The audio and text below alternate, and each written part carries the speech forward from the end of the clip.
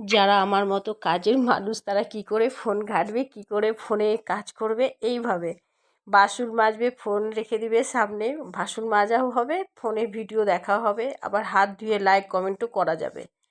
বাসন মাজতে মাজতে এটা হলো, তারপরে নেক্সট আপনার ঝাড় দিতে দিতে এক হাতে থাকবে মোবাইল, এক হাতে থাকবে ঝাঁটা, ঝাড় দেওয়া হবে, ভিডিও চলবে, ভিডিও দেখতেও হবে, আবার ঝাড়ু দেওয়া হয়ে যাবে। আমি তো এইভাবেই করি। তারপরে বাকিটা কাপড় মেলতে গিয়ে হাতে মোবাইল, ভিডিও দেখছি, কাপড় মেলা হয়ে যাচ্ছে, ভিডিও দেখাও হয়ে যাচ্ছে, আবার লাইক কমেন্টও করা হয়ে যাচ্ছে। সময় নেই তো, সারাদিন তো কাজে ব্যস্ত। তো মোবাইলটা কখন দেখবো আর কখন কি করব, ফেসবুকে তো কাজ করতে গেলে তো সবসময় ব্যস্ত থাকতেই হবে। এবার চলে এলাম রান্নাঘরে। রান্না করতে করতে প্রেশার কুকারে ডাল বসাচ্ছি, হাতে মোবাইল, এক হাতে হচ্ছে না, মোবাইলটা কিছুক্ষণ রেখে দিচ্ছি, দিয়ে আবার করে নিচ্ছি।